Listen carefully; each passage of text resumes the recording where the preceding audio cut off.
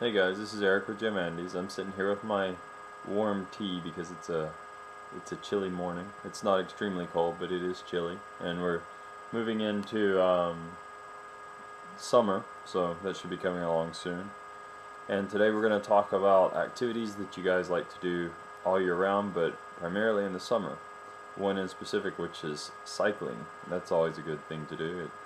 It's really beneficial to keep you healthy, and it's a good way to see a local area, and it's just honestly quite fun. Um, I don't, I'm not really into cycling a whole lot. I like to ride bikes. I have a mountain bike and I enjoy it a lot, but I do other things more than cycling. So I'm not an expert on this, but I'm going to tell you what I know about the 10th region here in Patagonia, which my site is focused on, and try to clear up a little bit of misunderstanding maybe, so that you guys have a clear view, and when you get down here you don't have a incorrect idea about what the situations are like here, or what the trails are like, and therefore not be disappointed.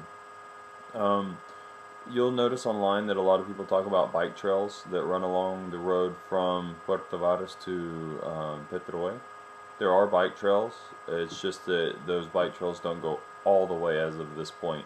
They are working on them. They have construction crews out and stuff like that.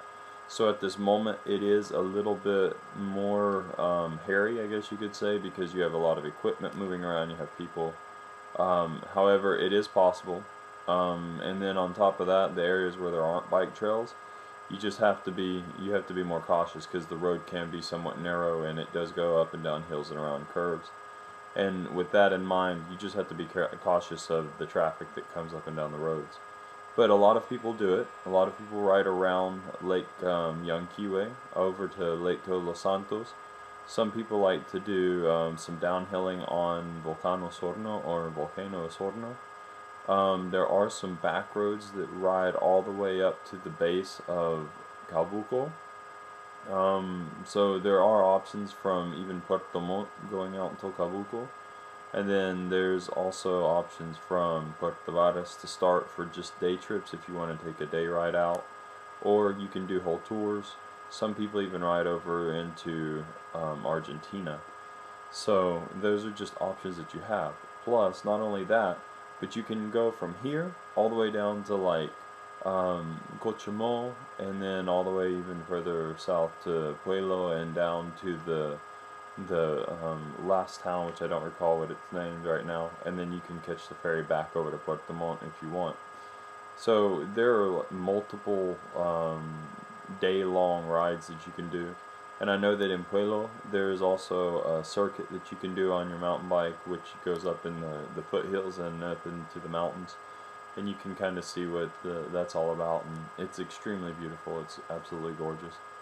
And also around Lake Yanquihue, there's a ton of camping and cabins, so you can stop on your bike and get your gear off if you want, and then you can make the circuit around the lake and see it from all sides. And believe me, that's worth it too, because Lake Yanquihue is completely different depending on what side of the lake you're on. It's amazing. I never realized that it was so different until we went over to the other side of the lake one day. So it would be definitely worth it. I know that there are a couple of places that offer a day trip from Puerto Varas over to Frutillar along old roads, so you get to see the colonial housing, and you also get to see the lake, and they have guides that tell you about the flora and fauna, and you can have a van that follows you for emergency, and they provide all the repair equipment and all the stuff for the trip, which would be good too, because it depends on what you like to do. I know some people like to be a rough and rugged hiker or cyclist, and they want to fix their own stuff and all that, which is fine. But if you're not into that, you just want to enjoy riding and you want everybody else to take care of the details while you're on vacation, that's a good option as well. And there are multiples. All you have to do is look online and find some. Actually, on the post that I'm putting this with, you'll see that there are a couple of links that you can look into. I'm by no means saying that this is all the information that I have or I found.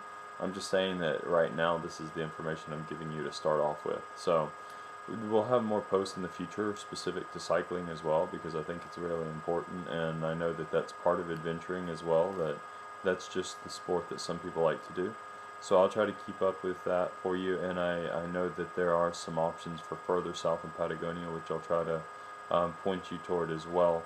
My focus is really on anything that you can do in this area, and I know that with that in mind, some of the times there are trips that go from Puerto Montt over into Argentina, and I mean over into Argentina. In fact, one actually goes from the Pacific coast all the way over to the Atlantic coast on bike. I think it takes like 14 days or something. So, you know, depending on how aggressive you want to get and what kind of style and what style of biking you want to do, there are options.